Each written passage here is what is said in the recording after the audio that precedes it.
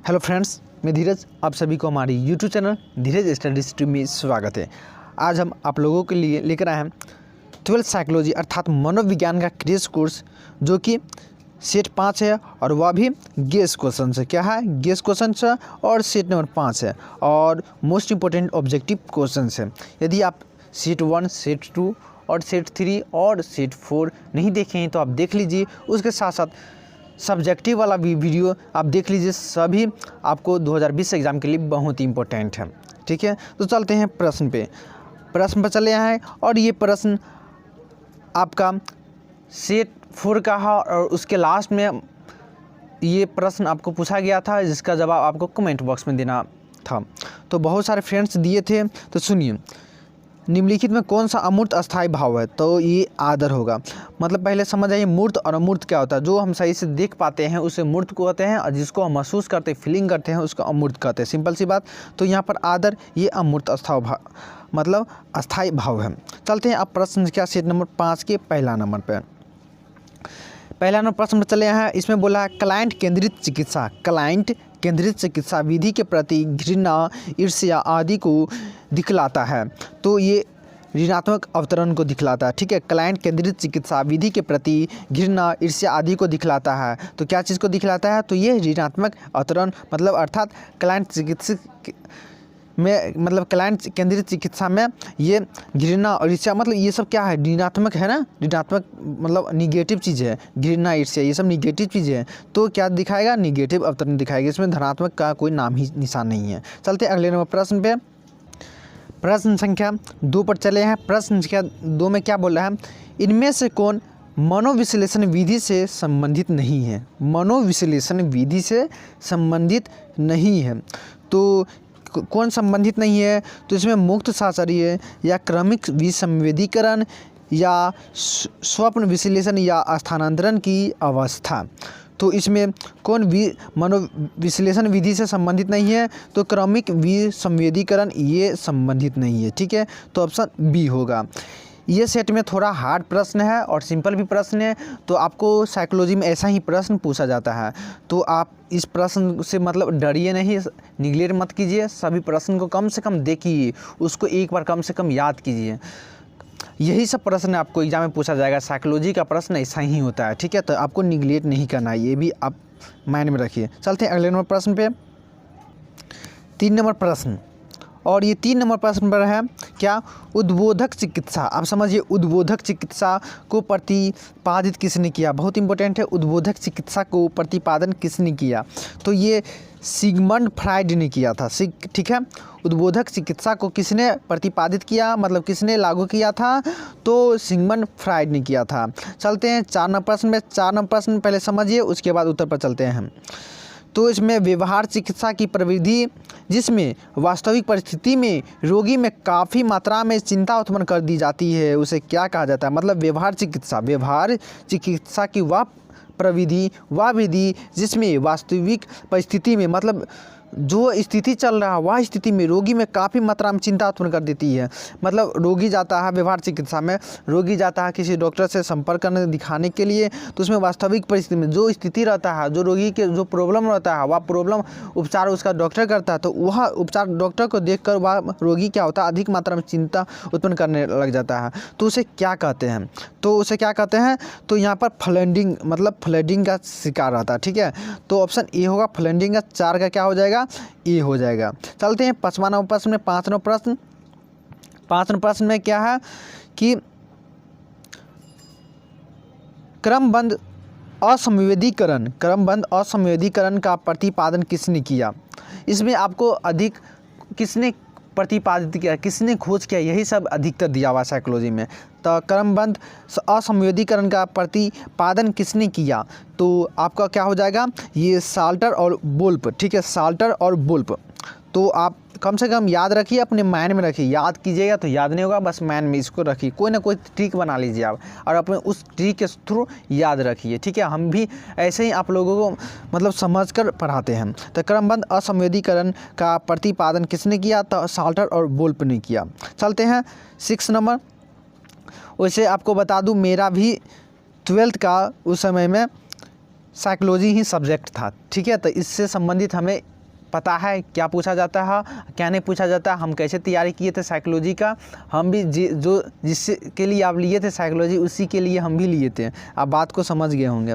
तो क्या बोला 6 नंबर, गेस्टाल्ट चिकित्सा इस तथ्यों पर बल देता है। मतलब गेस्टाल्ट चिकित्सा कौन सा तथ्यों पर बल देता है? तो ये रोगी क्यों किसी खास ढंग से व्यवहार कर रहा है, कि मतलब रोगी क्यों किसी खास ढंग से व्यवहार कर रहा है। ऑप्शन बी क्या है, रोगी के वर्तमान भाव क्या, मतलब रोगी के अंदर क्या भाव है, अभी क्या माइंड में चल रहा है रोगी के अंदर, या रोगी किस तरह से व्यवहार कर रहा है उस पर, या ए और बी दोनों पहलुओं को समझना होगा। तो इसमें क्या होगा, गेस्टाल्ट चिकित्सा में क्या होता है, ए और बी होगा, दोनों होगा, ठीक है।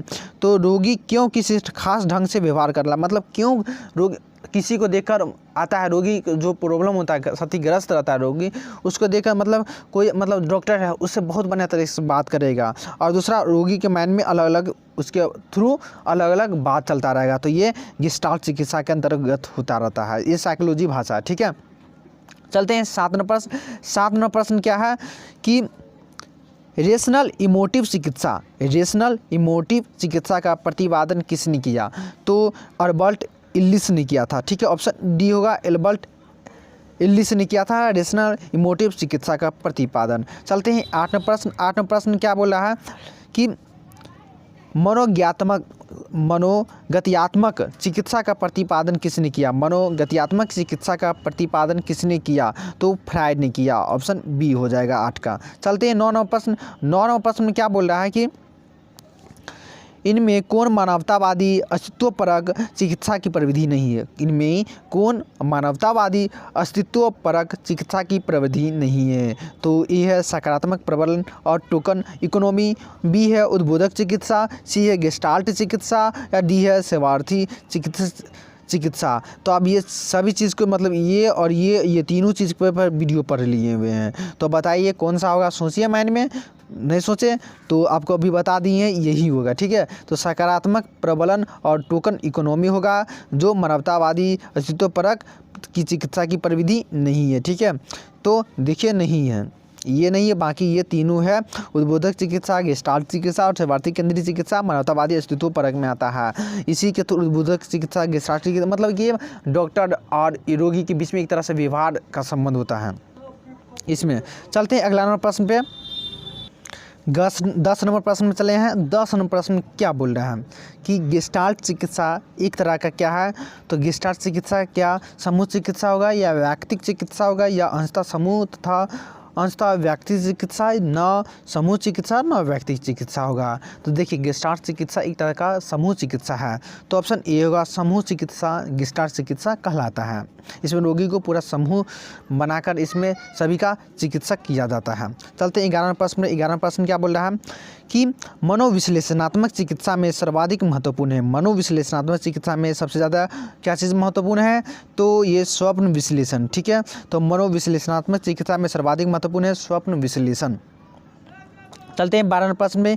12 प्रश्न क्या बोल रहा है कि पारस्परिकता अवरोध का नियम का आधार है। मतलब पारस्परिकता का अवरोध का नियम का आधार क्या है? तो ये क्रमबद्ध असंवेगीकरण होगा। क्रमबद्ध असंवेगीकरण पारस्परिकता अवरोध का नियम का आधार है। चलते हैं 13 प्रश्न में। 13 प्रश्न क्या बोल रहा है कि पतंजलि का नाम संबंध है। तो पतंजलि का नाम किससे संबंध है? तो क्या पतंजलि के नाम क्या परामर्श से संबंधित है, या मनोचिकित्सा से संबंधित है, या योग से संबंधित है, या स्वप्न विश्लेषण से संबंधित है? तो पतंजलि का नाम किससे संबंधित है? तो योग से संबंधित है, ठीक है। जो अभी योग का गुरु कौन कहलाता है? तो रामदेव बाबा कहलाता है ना। तो पतंजलि का नाम संबंध किससे? तो योग से संबंधित है। ऑप्शन सी हो जाएगा। चलते हैं अगला नंबर प्रश्न पे। अगला नंबर प्रश्न क्या बोल रहा है? 14 नंबर, विश्व योग दिवस कब मनाया जाता है? विश्व योग दिवस कब मनाया जाता है? तो विश्व योग दिवस 21 जून को मनाया जाता है, ठीक है। 21 जून को विश्व योग दिवस मनाया जाता है। चलते हैं 15 नंबर। 15 में क्या बोल रहा है? योग में सम्मिलित होता है क्या? ध्यान, ज्ञान, नियम, मुद्रा। तो योग में क्या सम्मिलित होता है? तो योग एक प्रकार का ध्यान करना होता है। तो योग में क्या सम्मिलित है? तो ध्यान सम्मिलित है। चलते हैं 16 नंबर प्रश्न। 16 नंबर प्रश्न में क्या बोल रहा है कि इनमें कौन आयुर्विज्ञान चिकित्सा नहीं है। इनमें कौन आयुर्विज्ञान चिकित्सा नहीं है? तो आयुर्विज्ञान चिकित्सा कौन नहीं है? तो क्या आघात चिकित्सा, या बी औषधि चिकित्सा, या सी वैकल्पिक चिकित्सा, या डी मानसिक शल्य चिकित्सा होगा। तो क्या होगा 16 का क्या होगा? तो ये मानसिक शल्य चिकित्सा, ये एक तरह का क्या, तो ये आयुर्विज्ञान चिकित्सा नहीं है। बाकी आघात चिकित्सा, औषधि चिकित्सा और वैकल्पिक ये मानसिक शल्य चिकित्सा, ये क्या है? तो आयुर्विज्ञान चिकित्सा है। ठीक है, बाकी 16 का जो आंसर क्या होगा? जो वैकल्पिक चिकित्सा, ये नहीं होगा। चलते हैं 17 नंबर। 17 नंबर क्या बोला है? योग एक है। तो योग एक है, क्या है योग? आघात चिकित्सा, या जैव आयुर्विज्ञान चिकित्सा, या वैकल्पिक चिकित्सा, या मानसिक शल्य चिकित्सा है। तो क्या होगा? तो ये आघात चिकित्सा है, ये आघात चिकित्सा योग है। ठीक है, इसमें ना दवा की ज़रूरत है, ना कुछ ज़रूरत, कोई चीज़ की ज़रूरत नहीं, इसमें योग के द्वारा अर्थात आघात चिकित्सा के द्वारा ये ठीक होता है। चलते हैं 18 नंबर। क्या 18 नंबर बोल रहा है? पतंजलि के प्रसिद्ध योग सूत्र में योग के मार्ग है। तो पतंजलि के प्रसिद्ध योग सूत्र में कितने हैं? तो ये 8 है, जो आपको बता दिए। इस पर सब्जेक्टिव भी वीडियो बन गया है, यदि आप नहीं देखे हैं तो देख लीजिएगा। चलते हैं अगला प्रश्न पे। 19 प्रश्न क्या बोला है? इनमें कौन मानसिक रोगियों का पुनर्वास से संबंधित नहीं है? मानसिक रोगियों का पुनर्वास से संबंधित नहीं है। तो ये आंशिक अस्पताल के रूप में भर्ती, बी भूतपूर्व रोगियों का कल्ब, सी शारीरिक विकलांग रोगों का पुनर्वास, डी व्यवसाय परक चिकित्सा। तो क्या होगा 19 का? तो ये आंशिक अस्पताल के रूप में भर्ती होगा। ठीक है, ये मानसिक रोगियों का पुनर्वास संबंधित नहीं। बाकी भूतपूर्व रोगियों का कल्ब, शारीरिक विकलांग रोगों का पुनर्वास, और ये डी व्यवसायिक परक चिकित्सा, ये तीनों होगा, और ये नहीं होगा। तो ये आपका 19 का हो जाएगा। चलते हैं 20 नंबर प्रश्न में। 20 नंबर प्रश्न क्या बोल रहा है कि निम्नलिखित में कौन सा कथन सही है? तो मनोवृत्ति सदा स्थिर होता है, या मनोवृत्ति अर्जित होती है, मनोवृत्ति जन्मजात होती है, मनोवृत्ति और भावनाएं एक समान होती है। तो क्या हो जाएगा 20 का? तो ये मनोवृत्ति अर्जित होती है। मनोवृत्ति क्या है? तो देखिए मनोवृत्ति तो मनोवृत्ति जो जिससे मतलब सोचने की शक्ति को मनोवृत्ति कहते हैं। सोचने की शक्ति को मनोवृत्ति समझ गए पहले बात? सोचने की शक्ति को मनोवृत्ति सोचते हैं आप। उससे मतलब क्या है कि आप निगेटिव सोचते हैं या पॉजिटिव सोचते हैं, वो आप पर डिपेंड करता है। तो वही मनोवृत्ति हो गया। ठीक है, तो कौन सा कथन? तो मनोवृत्ति अर्जित होती है, आप जो सोचते हैं वही बात होता है। ठीक है, तो मनोवृत्ति अर्जित होती है। तो 20 का ऑप्शन बी हो जाएगा। चलते हैं अगले प्रश्न पे। 21 नंबर प्रश्न में चले हैं, और 21 नंबर प्रश्न क्या बोल रहा है कि मनोवृत्ति का निर्माण प्रभावित नहीं होता है। मनोवृत्ति का निर्माण प्रभावित नहीं होता है। तो श्रोता की विशेषताओं से, आवश्यकता पूर्ति से, विश्वसनीय सूचनाओं से, सामाजिक सीख से। तो मनोवृत्ति का निर्माण प्रभावित किससे नहीं होता है? तो क्या भी समझा है मनोवृत्ति के बारे में? तो ये श्रोताओं की विशेषताओं से ये प्रभावित नहीं होता है। मतलब कि आप जो सोचते हैं वही ना, सोचने की तरीके को मनोवृत्ति कहते हैं ना। आप उस पर आप पर डिपेंड करता है, यदि आप पॉजिटिव सोचते हैं या नेगेटिव सोचते हैं, आप पर डिपेंड करता है। तो इसमें श्रोताओं की विशेषता क्या होता है? श्रोता मतलब कि व्यक्ति जो सुनने वाला होता है, उस पर क्या डिपेंड करता है? उसकी विशेषता पर डिपेंड नहीं करता है। ये बात होगा कि इसका ऑप्शन ए हो जाएगा। चलते हैं 22 नंबर। 22 नंबर क्या बोल रहा है? मनोवृत्ति से तात्पर्य है। मनोवृत्ति से क्या तात्पर्य है? तो व्यवहार में परिवर्तन, मूल्यों में परिवर्तन, मत का निर्माण, या इनमें से कोई नहीं होगा। तो क्या होगा 22 का? तो व्यवहार में परिवर्तन मनोवृत्ति से तात्पर्य, व्यवहार में परिवर्तन मनोवृत्ति कहलाता है। चलते हैं 23 नंबर प्रश्न। जो निम्नलिखित उक्तियों में से कौन सा सही है? तो निम्नलिखित उक्तियों में से कौन सा सही है? तो क्या मनोवृत्ति अंतर्जात होता है, या मनोवृत्ति के 3 घटक है, संज्ञान, भाव तथा क्रिया, या मनोवृत्ति विश्वास से अधिक टिकाऊ है, या इनमें से कोई नहीं? तो देखिए इसमें से कौन सा सही है? तो मनोवृत्ति के 3 घटक है। अब समझ जाइए, मनोवृत्ति एक तरह से 3 प्रकार से है। पहला संज्ञान, दूसरा भाव तथा क्रिया। ठीक है, एक तरह से आप समझ लीजिए मनोवृत्ति पर चैप्टर ही पूरा पढ़ लिए हैं। तो मनोवृत्ति के कितने घटक है? तो 3, संज्ञान, भाव, क्रिया, ये सही है। याद रख लीजिएगा, ये आप याद रख लीजिए बात को। चलते हैं अगले प्रश्न पे। पूर्वाग्रह एक प्रकार का क्या है? तो पूर्वाग्रह मतलब कि कोई चीज़ होने से पहले आप सोच लेते हैं, मतलब सोच लेते हैं माइंड में। जैसे फ्यूचर के बारे में सोच ले, मुझे मतलब कार चाहिए तो BMW कार चाहिए, मुझे ऐसा घर चाहिए, मतलब डिस्ट्रैक्ट मतलब वगैरह वगैरह आप सोच लेते हैं, ठीक है। तो ये एक तरह से पूर्वाग्रह मन में एक तरह से गुंठा बना कर रख लेते हैं, अपना आँच से लगा कर रख लेते हैं, वही पूर्वाग्रह हुआ। तो पूर्वाग्रह एक प्रकार का क्या मनोवृत्ति है या संवेग है या मूल प्रवृत्ति है या प्रेरणा है। तो क्या है 24 का, तो 24 का क्या होगा, एक प्रकार का मनोवृत्ति है, ठीक है। तो आप मतलब पॉजिटिव सोचते हैं या निगेटिव सोचते हैं, वही बात है ना। तो पूर्वाग्रह एक प्रकार का मनोवृत्ति है, उसी से संबंधित है। चलते 25 नंबर प्रश्न। 25 नंबर प्रश्न आने से पहले आपको बोलूँगा, यदि आप हमारे चैनल पर न्यू है तो चैनल को सब्सक्राइब कर दिए, वैसे आप लोग समझदार खुद ही हैं, ठीक है। आपको बोलने की कोई ज़रूरत नहीं है, बस आपको बोलने की ज़रूरत है। आप अपने दोस्तों को भी शेयर कीजिए, सभी जगह से शेयर कीजिए, और वीडियो को क्या करना है, तो लाइक करना है, लाइक कर देना है। और वीडियो आपको अच्छा लग रहा है तो आप वीडियो को कमेंट करके हमें बताना है, ठीक है। और आपका पढ़ाई का तैयारी कैसे चल रहा है वह भी हमें कमेंट करके बता देना है। चलते हैं 25 नंबर। पूर्वाग्रह में घटों की संख्या होती है। तो पूर्वाग्रह कितने प्रकार का होता है, तो क्या होगा, तो यहाँ पे पूर्वाग्रह एक प्रकार से 3 तरीके से होता है। तो पूर्वाग्रह कितने तरीके से होता है, 3 प्रकार। तो पूर्वाग्रह की घटकों की संख्या कितनी होगा, 3 होगा। चलते हैं 26 नंबर प्रश्न में।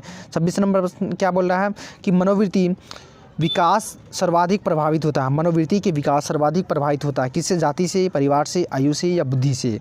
तो यहाँ पर हो जाएगा आपका परिवार से। मनोवृत्ति का विकास मतलब आपका जो सोसाइटी है, जो आपका फैमिली है, उस हिसाब से ही ना आपके माइंड पर डिपेंड, मतलब माइंड की सोचने समझने की शक्ति बढ़ेगा, विकास होगा उसका। तो परिवार पर डिपेंड करता है ये ना, परिवार सोसाइटी पर डिपेंड करता है। तो मनोवृत्ति के विकास सर्वाधिक प्रभावित होता है किससे, तो परिवार से। चलते हैं 27 नंबर प्रश्न पे। 27 नंबर प्रश्न क्या बोल रहा है कि मनोवृत्ति के भावात्मक संगठन से तात्पर्य होता है। मनोवृत्ति के भावात्मक संगठन से तात्पर्य होता है। तो मनोवृत्ति वस्तु के प्रति प्रभाव से या मनोवृत्ति वस्तु के प्रति संवेग से, और ए बी दोनों होगा या इनमें से कोई नहीं होगा। तो आपका हो जाएगा 27 का ए और बी दोनों होगा, अर्थात मनोवृत्ति वस्तु के प्रतिभाव से और मनोवृत्ति के वस्तु के प्रति संवेग से, ये मनोवृत्ति भावात्मक संगठन है, ठीक है। तो 27 का सी हो जाएगा। चलते हैं 28 प्रश्न। 28 प्रश्न क्या बोल रहा है कि इनमें कौन रूढ़ि युक्ति की विशेषता नहीं है। इनमें कौन रूढ़ि युक्ति की विशेषता नहीं है। तो ए मानसिक प्रतिभा, ऑप्शन बी पूर्व सम्मत विकास, सी अतिरंजित सामान्यीकरण, डी स्थापना पत्र या प्रतिनिधि मूलक शिक्षण। तो इसमें 28 का क्या हो जाएगा, तो ये स्थापना पत्र या प्रतिनिधि मूलक शिक्षण हो जाएगा। ये रूढ़ि युक्ति की विशेषता नहीं है, बाकी ये तीनों है, ठीक है। तो इसमें 28 का ऑप्शन डी हो जाएगा। चलते हैं 29 प्रश्न पे। 29 प्रश्न क्या बोला है, मनोवृत्ति के निर्माण पर सांस्कृतिक कारक की भूमिका पर बल दिया है। मतलब मनोवृत्ति के निर्माण पर सांस्कृतिक कारक की भूमिका पर बल दिया गया है। तो क्या हो जाएगा, ये मीर एवं बेनेडिक्ट ने इस पर मनोवृत्ति के पथ पे मतलब इस पे काम किया था। तो मीड एवं बेनेडिक्ट ये एक तरह से मनोवैज्ञानिक है, ठीक है। तो मनोवृत्ति के निर्माण पर सांस्कृतिक कार्य की भूमिका किसने बल दिया था, तो मीड एवं बेनेडिक्ट ने, याद रख लीजिए। आज आपने मनोवृत्ति का ही पूरा एक तरह से चैप्टर ही पढ़ लिया है। ये ऑब्जेक्टिव में अधिकतर मनोवृत्ति का ही है, ठीक है। तो आपको सब्जेक्टिव भी इसी से बना सकते हैं। यदि आप ऑब्जेक्टिव सही से याद करते हैं, आप सब्जेक्टिव नहीं याद कर पाते हैं, तो आप वही ऑब्जेक्टिव के थ्रू आप सब्जेक्टिव का जवाब आसानी से दे सकते हैं। चलते हैं 30 नंबर प्रश्न में। 30 नंबर प्रश्न क्या बोल रहा है कि पूर्वधारणा मनोवृत्ति से भिन्न है। पूर्वधारणा मनोवृत्ति से भिन्न है, तो किससे भिन्न है, तो क्या हो जाएगा 30 का, तो ये आवेष्टन दृष्टिकोण से है, ठीक है। पूर्वधारणा मनोवृत्ति से भिन्न है तो आवेष्टन दृष्टिकोण से भिन्न है, बाकी सब है। चलते हैं 31 प्रश्न। 31 प्रश्न क्या बोला, मनोवृत्ति परिवर्तन के 2 स्तरीय संप्रत्यय का प्रतिपादन किसने किया। मनोवृत्ति के परिवर्तन के 2 स्तरीय संप्रत्यय का प्रतिपादन किसने किया, तो एस.एम. मोहसिन ने किया था। ये इसका नाम बहुत फेमस है, इसमें मनोविज्ञान में इसका नाम बहुत ज़्यादा फेमस है और इसका ही ज़्यादा पढ़ना पड़ता है। तो एस.एम. मोहसिन, मनोवृत्ति परिवर्तन के 2 स्तरीय संप्रत्यय का प्रतिपादन किसने किया, तो एस.एम. मोहसिन ने किया था। चलते हैं 32 नंबर प्रश्न क्या बोल रहा है कि अगर किसी व्यक्ति की मनोवृत्ति प्रतिकूल से बदलकर अधिक प्रतिकूल या अनुकूल से बदलकर अधिक अनुकूल हो जाती है, तो यह एक उदाहरण होगा। मतलब क्या बोल रहा है व्यक्ति कि मतलब कोई व्यक्ति की मनोवृत्ति प्रतिकूल से बदलकर अधिक प्रतिकूल हो जाती है या अनुकूल से बदलकर अधिक अनुकूल हो जाती है, तो किसका उदाहरण होगा, तो ये ऑप्शन ए होगा, असंगत परिवर्तन का होगा, ठीक है। तो क्या होगा, असंगत परिवर्तन का होगा। अब समझिए कि कोई व्यक्ति है वह हमेशा पॉजिटिव से अधिक और पॉजिटिव हो जाता है, या निगेटिव से हल्का निगेटिव रहता है वह बहुत ज़्यादा निगेटिव में चला जाता है, तो वह दोनों हानिकारक होगा।